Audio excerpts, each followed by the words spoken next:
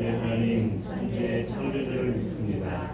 나는 그의 유일하신 아들 우리 주 예수 그리스도를 믿습니다.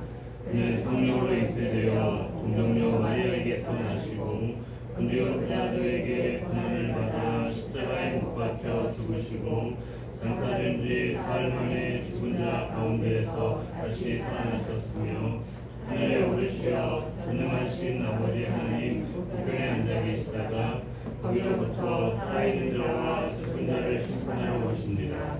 나는 성령을 믿으며 거룩한 공교회와 성도의 교제와 죄를 용서받는 것과 몸의 부활과 영생을 믿습니다. 아멘. 사도로 198장 부르신 이후에 우리 김성도 권사님 기도해 주시겠습니다.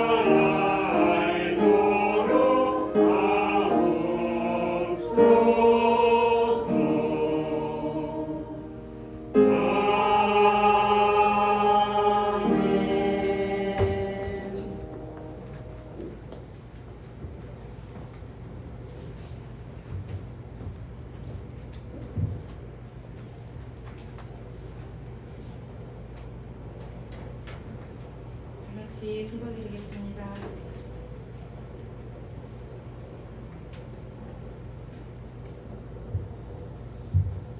살아계셔서 우리와 함께 하신 아버지 하나님, 6월 첫째 수요일 예배당으로 모여 예배를 드릴 수 있는 은혜를 주셔서 감사드립니다.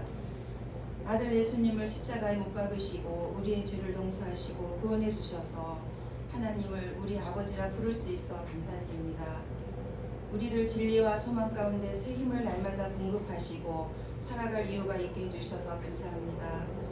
지금은 코로나19로 답답하고 불편한 것이 너무 많지만 무엇보다 예배당 예배를 원활히 드리지 못하고 인터넷 예배를 드릴 수밖에 없는 안타까움도 있습니다. 행여 우리가 안일함 가운데 우리 영혼이 무뎌질까 두렵기도 합니다. 어려운 이때 성령님 함께 하셔서 하나님 말씀과 기도에 게으르지 않고 주님의 음성에 귀 기울이며 동행함으로 하나님의 뜻대로 살아가게 도와주시옵소서.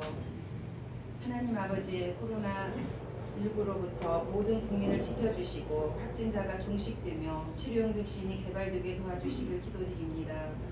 몸된 교회를 위해 기도드립니다. 오늘부터 시작된 예수도 전도대회도 함께하여 주시길 기도드립니다. 하나님의 인재 가운데 예배드리는 감격이 넘치고 서로 사랑하고 말씀과 기도로 충만하여 오고 싶은 교회, 되고 싶은 성도, 하고 싶은 성김으로 1000명의 참된 예배자와 300명의 헌신자가 세워지게 하시고 성지 빌딩 모든 곳에서 하나님을 예배하게 하소서. 세워주신 장로님들께서도 먼저 하나님 뜻을 묻고 교회와 성도들 위해 기도하실 때 장로님들의 사업의 복과 건강을 지켜주시고 합력하여 선을 이루시는 당위가 되게 하여 주옵소서. 하나님 아버지, 나라를 위해 기도드립니다. 대통령과 이중자들에게 하나님을 두려워하는 자들 되게 하여 백성을 위하여 정직과 공의를 행하는 신실한 지도자들이 되게 축복하여 주옵소서.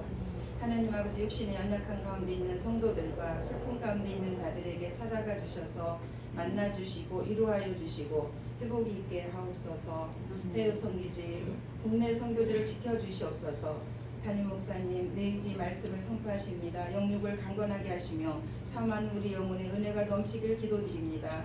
모든 성지 가족들이 에베네셀 임마누엘 여호와 일의 복을 받아 누리게 하옵소서. 이 모든 말씀 항상 우리와 함께 하시는 예수 그리스도의 이름으로 기도드리옵나이다. 아멘.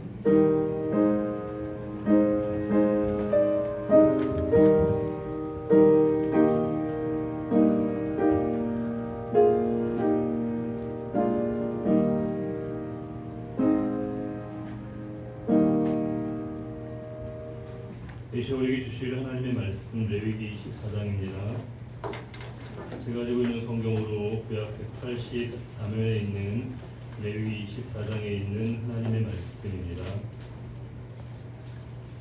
제가 가지고 있는 성경으로 구약 183면에 있는 레위기 24장에 있는 하나님의 말씀입니다.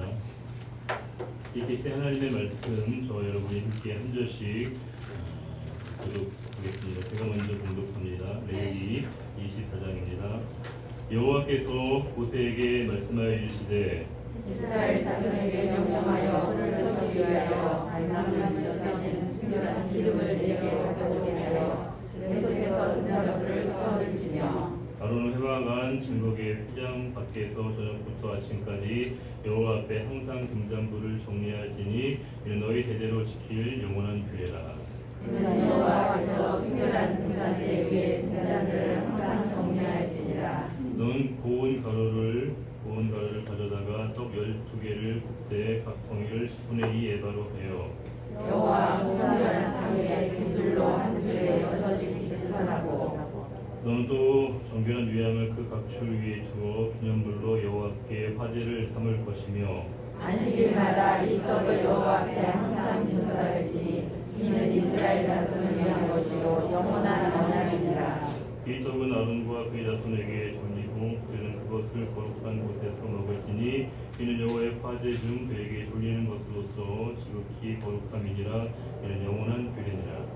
이스라엘 자손 중에 그의 어머니가 이스라엘 여인이요 그의 아버지는 외국 사람인 어떤 사람이 나가서 한 이스라엘 사람과 지정에서 싸우다가 그 이스라엘 여인의 아들이 여호와의 이름을 모독하며 저주함으로 무리가 끌고 모세에게 이룩하니라. 그의 어머니 이름은 스므미시요 단지파 디브리의 딸이었더라. 그들이 그를 가고 여호와의 명령을 기다리더니 여호와께서 모세에게 말씀하여 이르시되 그 저주한 사람을 지명하고 끌어내어 그것을 들고 모자라니 그들의 손을 그의 머리에 얹게 하고 온 회중이 돌로 그를 칠지니라. 너는 이스라엘 자손에게 말하여 이르라. 누구든지 그의 하나님을 저주하면 죄를 담당할 것이요 여호와의 이름을 모독하면 그를 반드시 죽일지니 온 회중이 돌로 그를 칠 것이니라.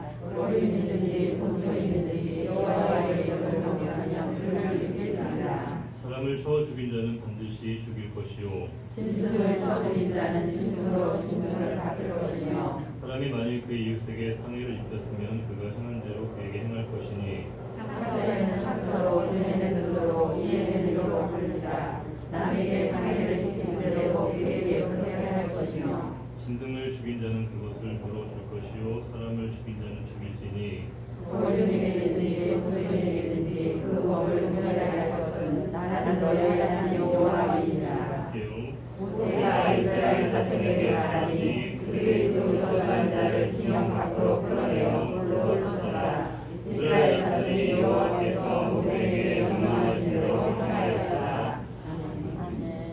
네, 지난 시간에 이어서 저희가 이제 그 미국의 절기를 쭉 보고 있는데요. 이제 오늘 사실은 이제 지난 시간에 이어서 33절, 23장 33절부터의 내용을 좀 봐야 되는데 오늘 새롭게 시작되는 부분이 있어서 24장부터 읽었습니다. 우리 지난 시간에 충분히 우리가 함께 나눈 내용이지만 한번 우리가 다시 기억을 상기시켜 보면 물론 3대 절기는 다 아실 것 같으니까 이제 우리 3장에 있는 그대로 7대 절기는 순서대로 쭉 한번 여러분 기억을 되살려 보겠습니다. 처음 나오는 1대 절기로 표현된 게 안식일이죠. 안식일. 그렇죠. 항상 이제 지키는 가장 많이 진행하는 안식일이고요. 두 번째 절기는 6월절, 1월 14일에 있는 6월절이고, 물론 6월절을 다른 절기로 표현할 때 무교절이라고 하지 않습니까? 왜 무교절이냐면 그 기간에 7일 동안에 무교경, 누룩을 넣지 않는 빵을 먹는다라고 하는 그 무교절입니다. 기간으로 치면 1월 15일부터 1월 21일까지를 이제 6월 무교절이라고 하죠. 6월절과 무교절은 분리되는 게 아닙니다. 똑같이 이제 그 같은 절기로 포함이 되는데, 물론 6월절과 무교절의 가장 중요한 의미는 뭘까요? 출애굽 사건을 촉발시킨 것처럼 구원이죠. 죄와 노예, 사망으로부터의 구원. 우리에게 6월절은 항상 구원을 떠올리게 하는 그런 의미를 갖고 있습니다. 세 번째 절기 뭐가 있죠? 바로 그 무교절의 첫날 시작되는 호실절, 그렇죠? 첫 곡식의 이삭을 하나님께 드리는 것 굉장히 중요하지 않습니까? 우리도 항상 예전에도 그랬던 것 같아요. 저희도 이제 어머니도 보게 되면 예전에 그 성미통이 있어가지고요. 항상 이제 아침에 보면 성미통 그 초록색 모양으로 된 호루병처럼 생기는 그 성미통에 이렇게 쌀을 한 번씩 넣더라고요. 예전에는 진짜 그게 뭐 하는 건지를 몰랐었는데 그게 이제 성비로서 이제 다른 목회자분들에게 이렇게 들었던 이제 저도 이제 나중에 그걸 알고 나서 저도 사실은 이제 처음 전도사 시절에 그 성비를 받았을 때 되게 눈물이 울컥하게 하더라고요. 왜냐하면 이제 그 어린 시절에 어머님의 마음을 읽어내서 그런 생각이 들었거든요. 우리가 초실절, 첫 이삭의 수확물을 하나님께 감사를 돌린다는 건 굉장히 큰 의미가 있습니다. 초실절은 그런 의미가 있고요. 그 날부터 이제 50일이 지나고 난 다음에 있는 절기를 오순절 혹은 뭐 실칠절, 맥추절이라고 합니다. 물론 이걸 신약적인 의미로 보면 우리가 지난 시간에 지켰던 성령 강림절이죠. 성령께서 그곳에 강하게 임재하신 성령 강림절 오순절이고요. 또 한 날은 뭐예요? 7월 1일인 나팔절, 그렇죠. 새해를 알리는 하나님 나라의 도래의 출발을 알리는 절기로 우리가 이해할 수 있습니다. 주님께서 이 땅에 오셔서 또 성령께서 오심으로 말미암아 하나님 나라의 지평이 확장되어지게 된 신약적 의미를 우리가 충분히 읽어낼 수 있는 절기지 않습니까? 또 7월 10일은 뭘까요? 대속죄일. 그렇죠. 1년에 한 차례 대제사장이 백성 전체의 죄를 짊어지고 어디로 들어가죠? 지성소에 가서 그 모든 백성의 죄를 하나님께 고백하는 제사를 드리는 대속죄일이 있습니다. 마지막이 바로 7월 15일부터 21일까지가 있는 초막절 혹은 장막절. 개인적인 의미로 저는 초막절과 장막절이 제일 중요하다고 개인적으로 생각을 해요. 왜냐하면 우리 나그네 의식을 항상 잊어버리지 말게 하는 것이거든요. 그러니까 저나 여러분이 나그네라는 의식을 잊어버리면 안 됩니다. 뭐 순례자란 말도 표현하지만 결국에 우리가 나그네의 인생이거든요. 인생은 나그네 길고 그런 뭐 노랫말에서의 어떤 그런 덧없음을 얘기하는 게 아니라 우리가 이 땅에 소망을 두고 살아가는 자가 아니라 우리 영원한 소망은 바로 하나님 나라에 있음을 고백하는 것. 이 땅에 우리가 발을 딛고 있지만 우리가 발을 딛고 있는 건 이 땅이지만 우리의 시야는 어디를 향하고 있어야 됩니까?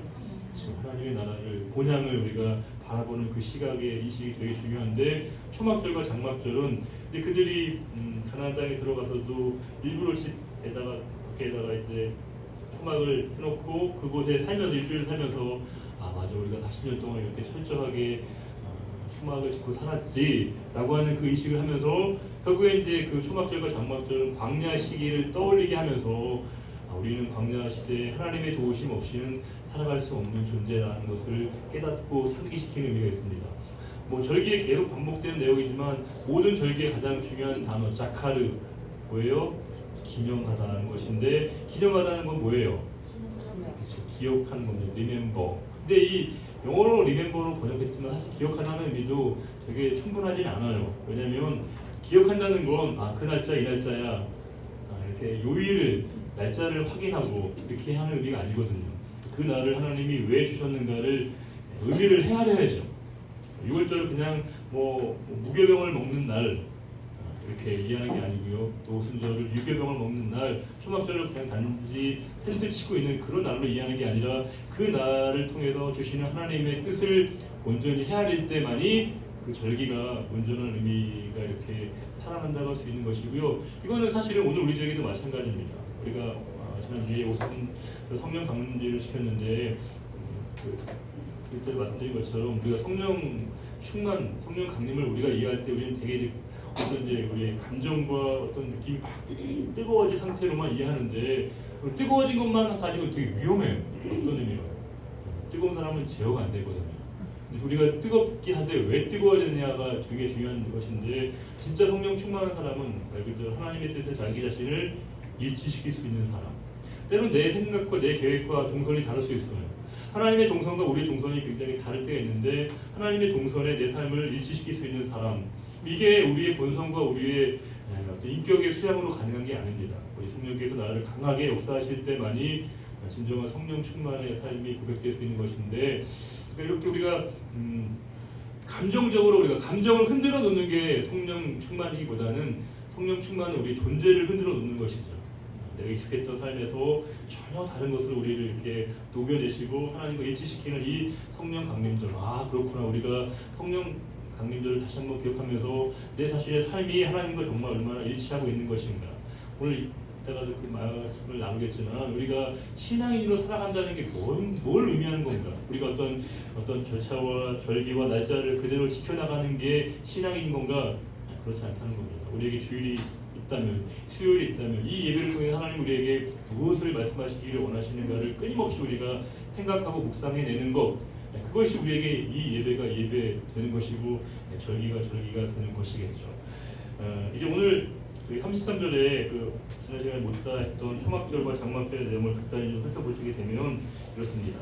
33절에 여호와께서 모세에게 말씀하여 이르시되 이스라엘 자손에게 말하여 이르라 일곱째 달 15째 날은 초막절이니 여호와를 위하여 이랫동안 지킬 것이니라. 여호와를 위하여란 말이 여호와를 향하여 이렇게 됐다는 겁니다. 여호와께 지키라. 여호와를 향하여 지키라. 그렇죠? 그러니까 우리가 지킬 때 누구를 바라보는 것인가? 목사를 바라보러, 장로님을 바라보러, 권사님을 바라보러 우리가 이 교회에 나온 게 아니죠. 예배를 지키는 게 아닙니다. 우리 모든 관심과 우리 중심은 오직 하나님에게로 쏠려 있어야 되고요. 그분이 주시는 위로를 우리가 경험해야 실망하거나 우리가 낙담하지 않게 됩니다. 왜냐하면 사람들은 자꾸 우리가 하는 것들을 주목해 주길 바라는데 여러분 참 야속하게도 사람들은요 우리가 잘하는 걸 얘기 안 해줘요. 관심도 안 가져.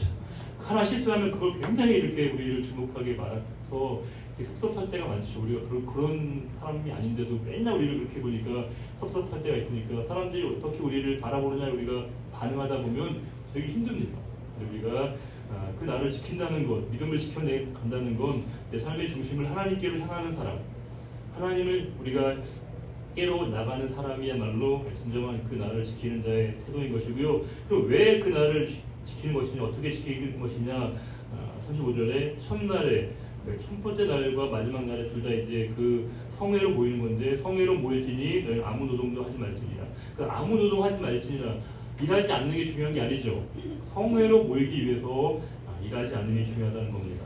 36절에 이래 동안에 너희는 여호와께 화제를 드릴 것이요 여덟째 날에도 너희는 성회로 모여서 여호와께 화제를 드릴 테니 이는 거룩한 대회라 너희는 어떤 노동도 하지 말지니라. 근데 쭉 47절에도 이것들은 다 여호와의 절기들인데 너희가 공포하여 성회를 열고 여호와께 화제를 드릴 테니 화제는 제사의 방법이에요. 번제 소제는 다 제사의 종류고 번제와 소제와 희생제물과 전제를 각각 그날에 드릴 테니 여호와의 안식일 외에 너희 헌물 외에 너희 모든 서원 제물 외에 또 너희의 모든 정원 제물 외에 너희가 여호와께 드릴 것이니라.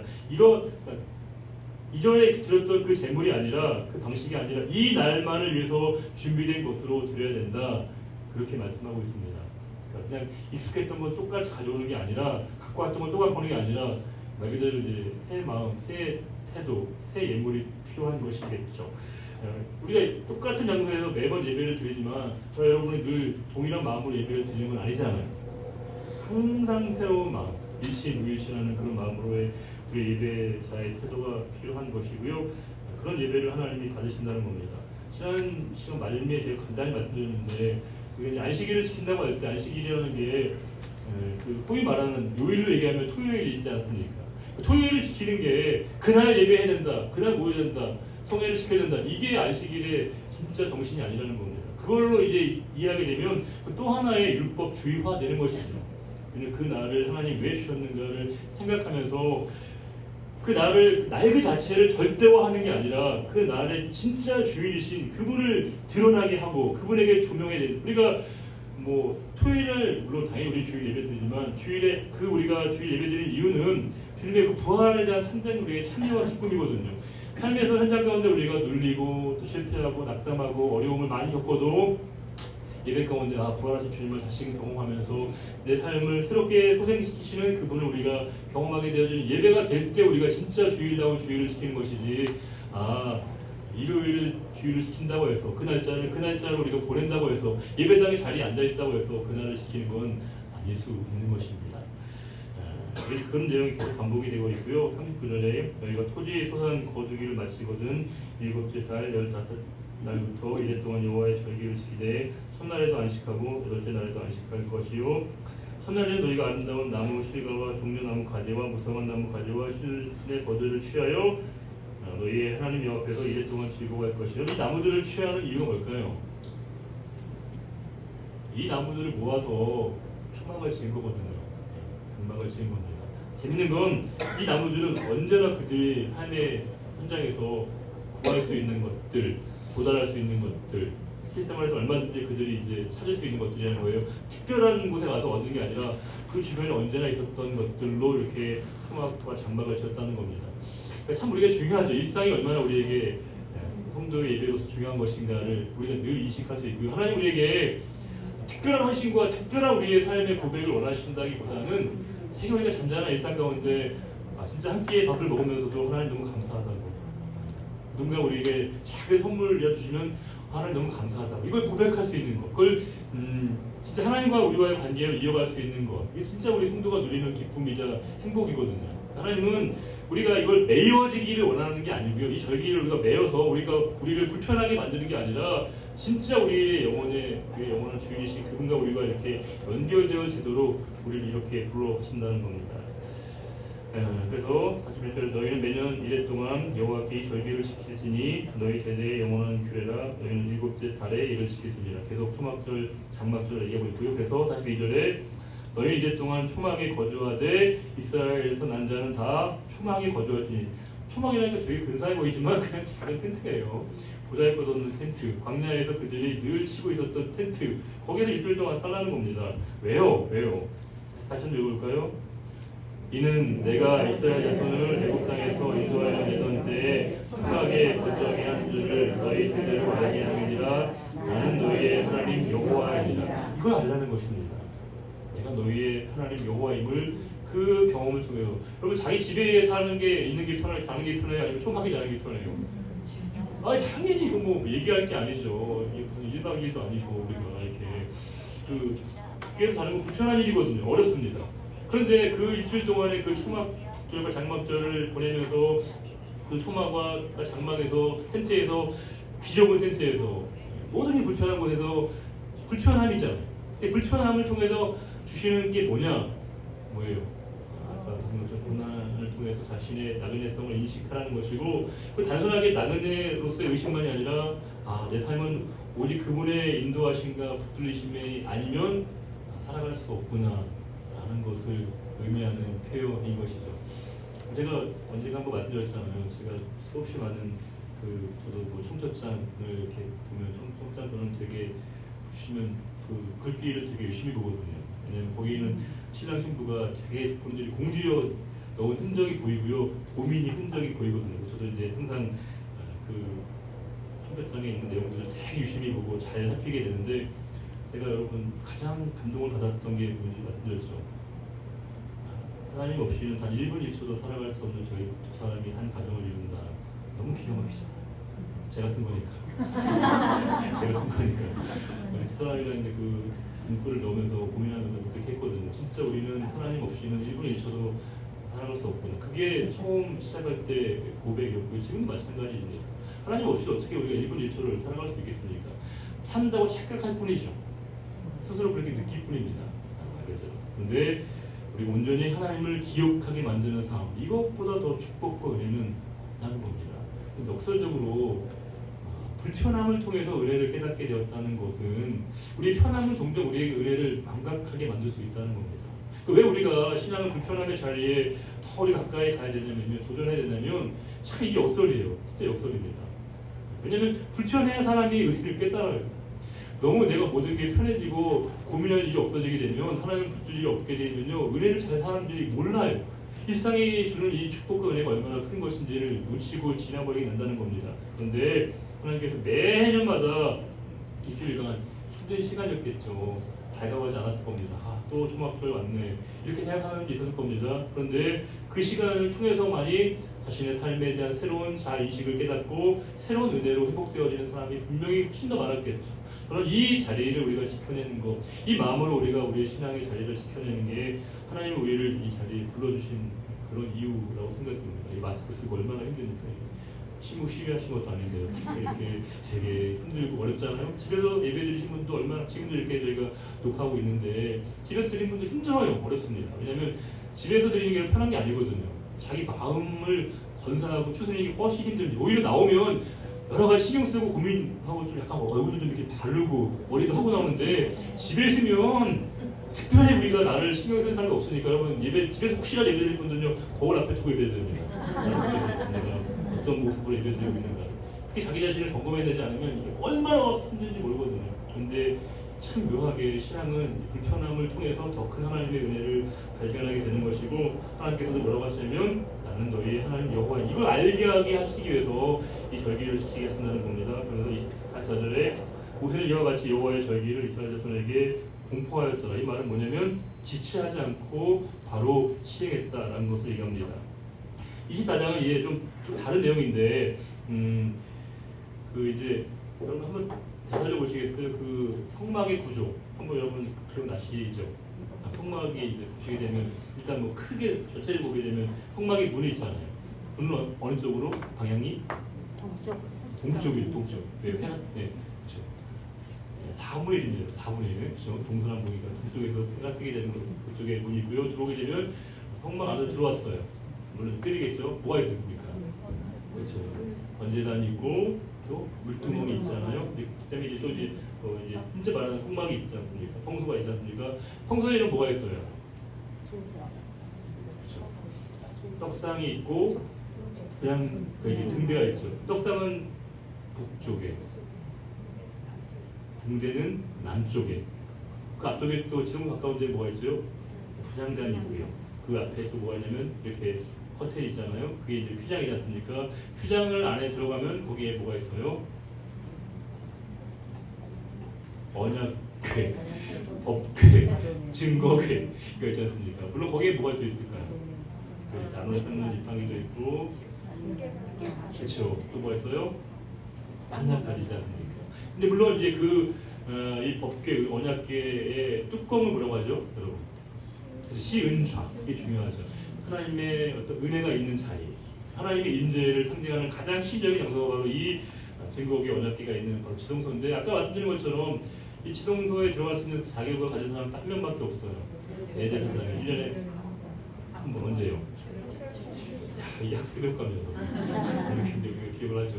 근데 오늘은 그 성소에서의 구조를 다시 한번 떠올리게 하는 부분이 있라는 겁니다. 자, 여러분 퀴즈예요. 한번 제가 이 24장 1절부터 9절까지 보게 되면 좀 되게 좀 뭔가 이렇게 강조하고 있는 뭔가가 있어요.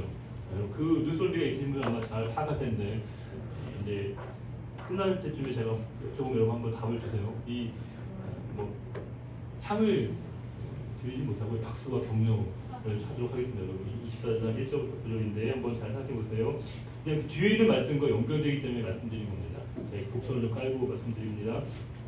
여호와께서 모세에게 말씀하여 이르시되 이스라엘 자손에게 명령하여 불을 켜기 위하여 감람을 찧어낸 순결한 기름인데요, 내게로 가져오게 하여 계속해서 등불을 켜줄지니라. 거기 이제 등대에 불을 켜주는 것이잖아요.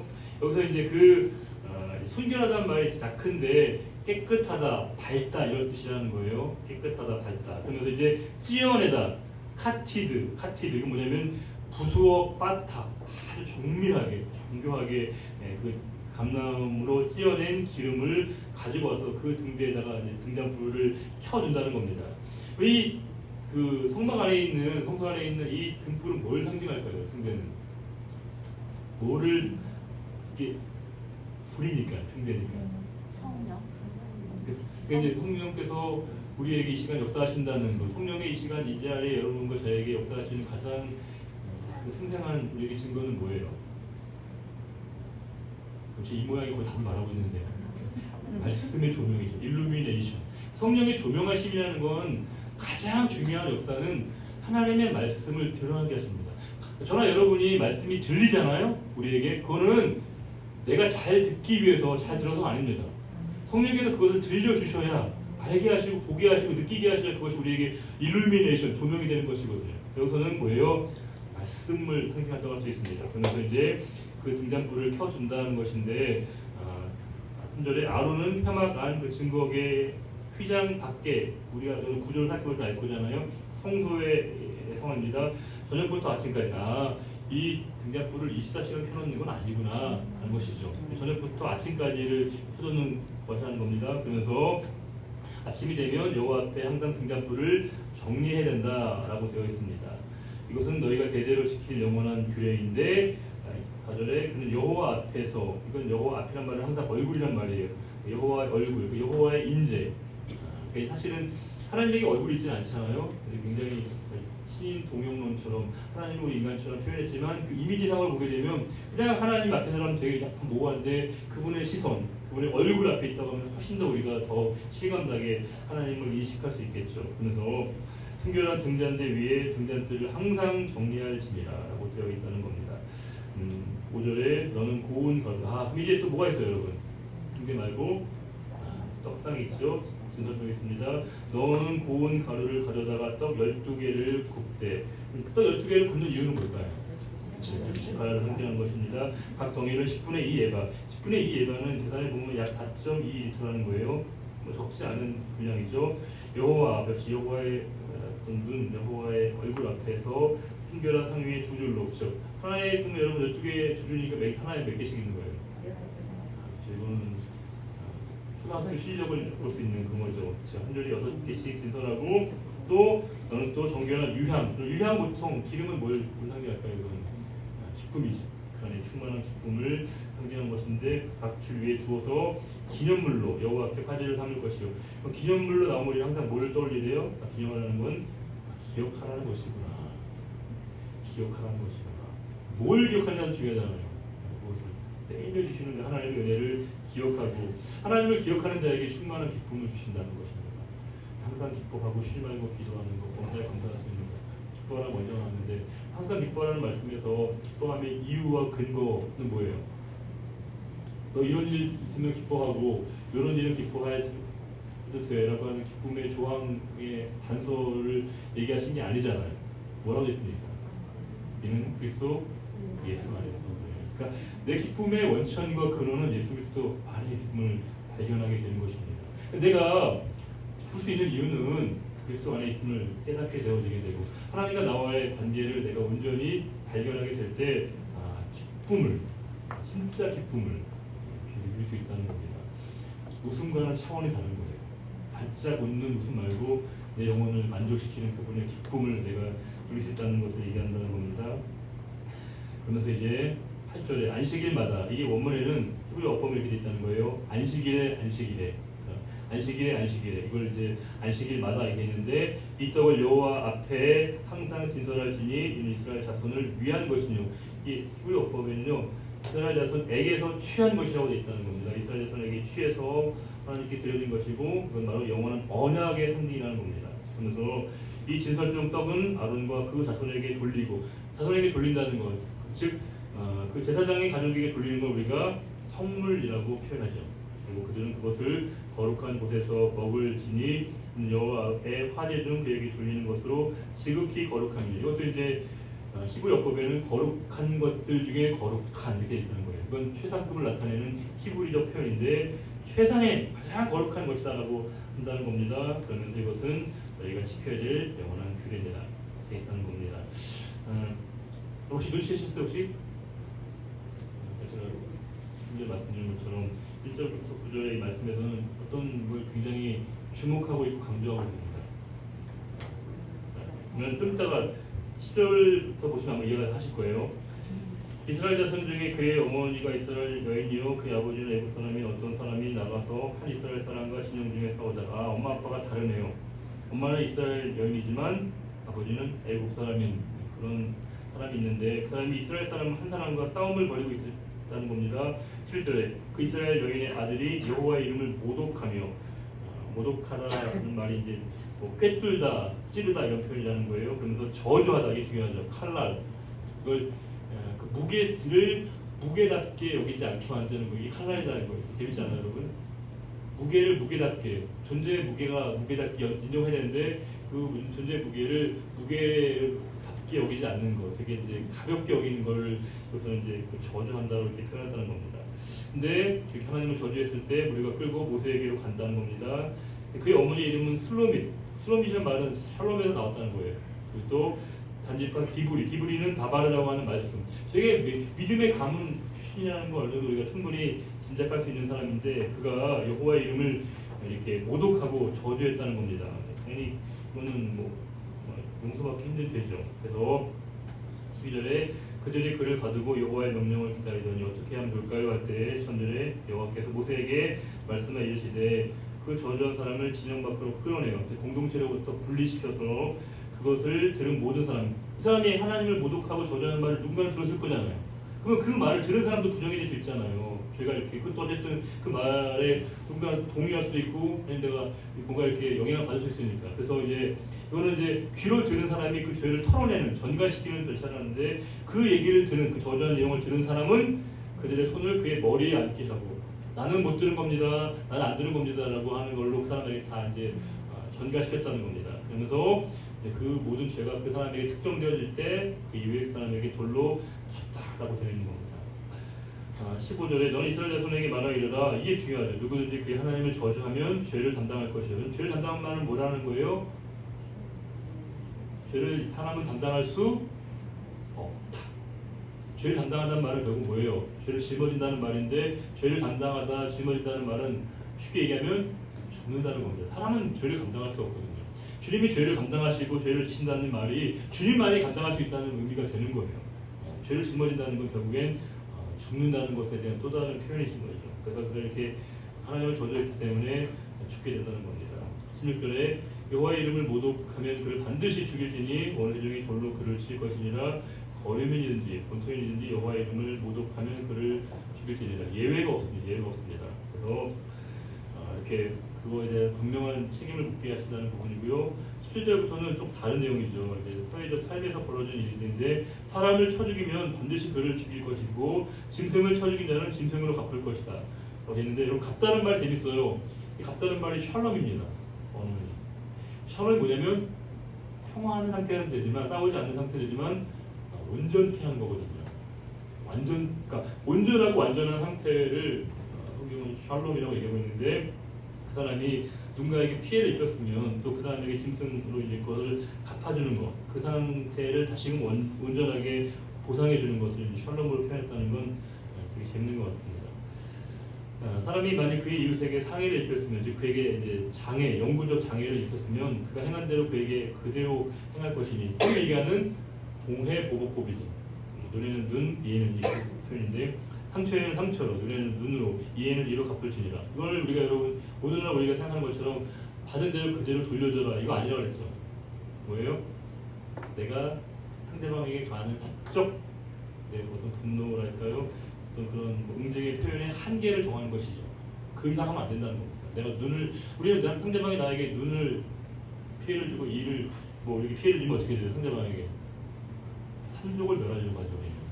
내가 감당이 안 돼요. 우리가 여러분 상대방한테 우리가 마음 상한 것만큼만 우리가 이렇게 상대방한테 우리가 보복이라 할까요? 그냥 이렇게 하면 오히려 그것만 해도 사회가 어느 정도 이렇게 안정화될 것 같은데 사람의 심성은 그렇지 않다는 거예요. 제가 이제 이거 좀 이상적인 얘기 같은데 우리가 가끔 하다 보면 우리가 뭔가 원치 않게 누군가한테 뭐 사기든지 피해든지 누군가가 우리한테 되게 내가 예상하지 못했던 일로 우리가 피해를 당할 수 있잖아요.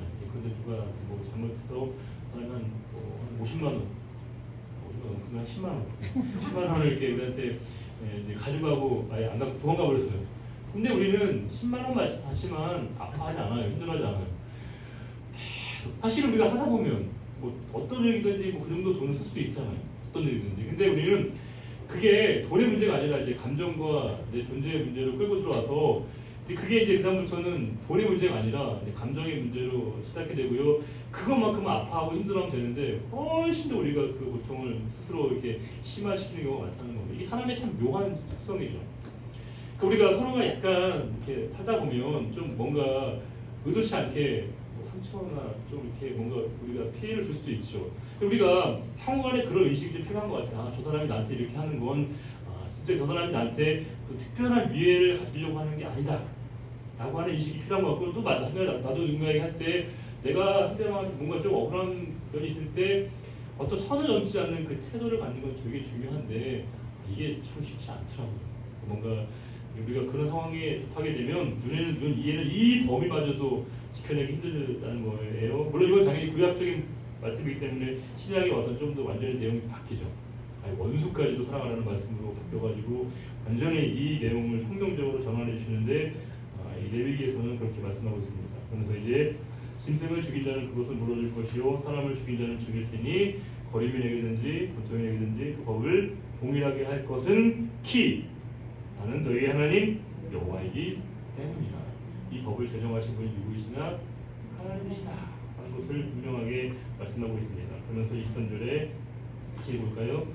모세가 이스라엘 자손에게 말하니 그들이 그 저주한 자를 지금 앞으로 끌어내어 그로 쫓아라. 이스라엘 자손이 여호와께 모세에게 명령하신 대로 행하였다. 뭐 구절을 보면 되게 좀 약간 좀 애매한 부분이 있잖아요. 갑자기 뭐 어쨌든 이 성소 안에서 벌어진 일들을 쭉 설명하고 있다가 갑자기 하나님을 모독한 한 사람의 얘기를 하고 있다가 갑자기 또 이제 일반적인 우리의 어떤 그런 사회적인 어떤 그런 피해를 보상하고 배상하는 뭐 그런 규례를 하고 있다가 마지막에 또 역시 그렇게 하나님을 저주한 자는 이렇게 돌로 쳐야 된다라고 하는 말씀을 하고 있는 여러분 이 구조는 뭘까요? 이걸 어떻게 우리가 이해할 수 있을까요?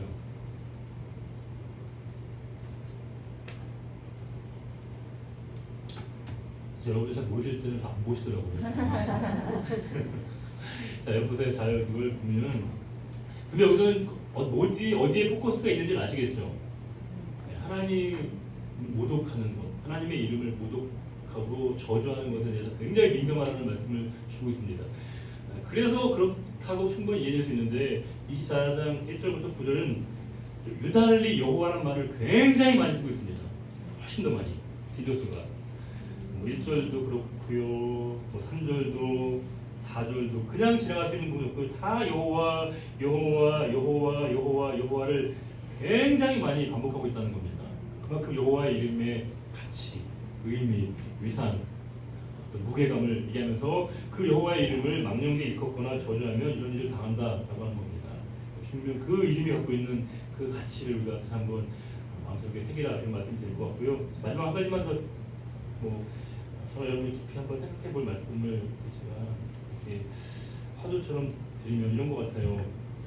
하나님의 이름을 모독하는 것이 이렇게 하나님이 끔찍하게 경계하도록 우리에게 말씀하셨는데 과연 하나님의 이름이 모독당하고 이렇게 저주를 당하는 건 우리 밖에 있는 외부인들로부터 그렇게 되고 있는 것인가? 아니면 혹시 하나님을 믿고 있다고 하는 우리들 때문에 하나님의 이름이 이렇게 조롱과 능멸과 모욕을 당하고 있는 것인가 하는 겁니다. 하나님은 당신의 이름을 우리가 거룩하게 지켜내길 원하는데 실제로 하나님의 이름이 이렇게 모욕당하는 것은 저주를 당하는 것은 밖에 사람들, 하나님 모르는 사람들에 의해서라기보다는 너무 하나님을 잘 알고 있고 믿고 있다고 하는 우리들 때문에 하나님의 이름이 그렇게 능력을 받고 계시고 모욕을 당하고 있다는 겁니다. 이건 굉장히 뼈저리게 우리가 생각해 봐야 되는 일이죠. 아까 제가 모두 말씀드린 것처럼 우리는 성도입니다. 성민입니다. 성도면 성도의 삶에 가치가 있는 것이고 성민이면 하나님 백성으로서의 우리가 삶에 살아가야 할 규례가 있고 법도가 있고 생각이 있고요. 그러니까 우리 전 존재 안에 하나님 백성으로서의 우리의 이런 그런 꼴이 필요한 것이죠. 말에도 그렇고 생각에도 그렇고 감정에도 그렇고 우리가 세상 사람들과 다르게 뭐가 있어요? 우리의 시간이 24시간보다 더 긴가요? 똑같이 24시간을 살아요. 그럼 하루에 몇 개 드세요? 저도 신문 얘기했지만 보통 새끼 이하 아니겠습니까? 그런데 우리가 그들과 별로 차이가 없어요. 그런데 우리는 뭐예요? 먹든지 마시든지 무엇을 하든지 다 하나님의 영광을 위해서 살아가도록 지음받은 존재라는 겁니다. 그 사실을 망각하면 다른 존재가 아니라 바로 우리들 때문에 하나님의 이름이 이렇게 모독당하고 모욕당할 수 있다는 것을 잊지 말도록 우리에게 명하시고 계시다라고 하는 사실 엄중하게 우리가 책임감을 가지고 들어야 될 말씀이라고 생각되고요.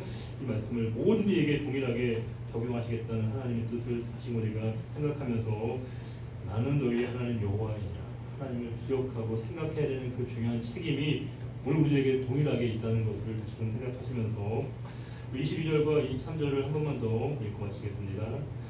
거류이 내게든지 돈토이 내게든지 그 법을 동일하게 할 것은 나는 너희의 하나님 여호와이니라.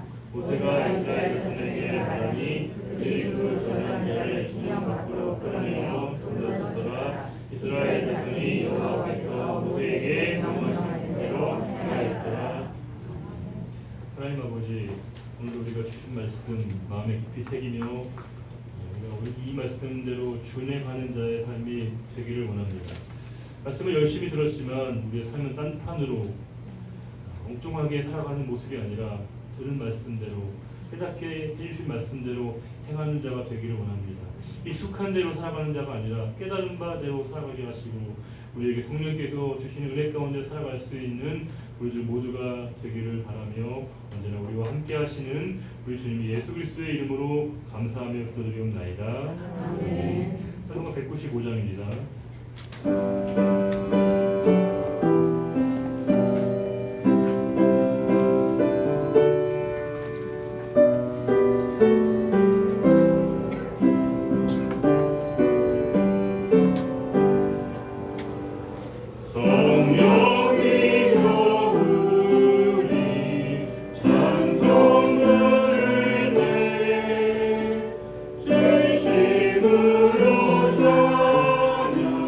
찬양하게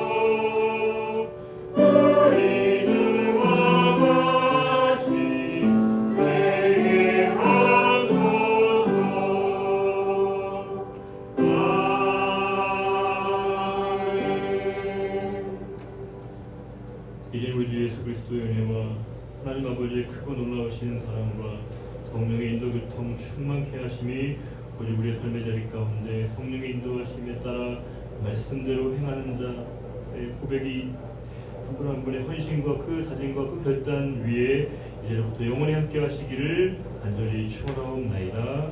아멘.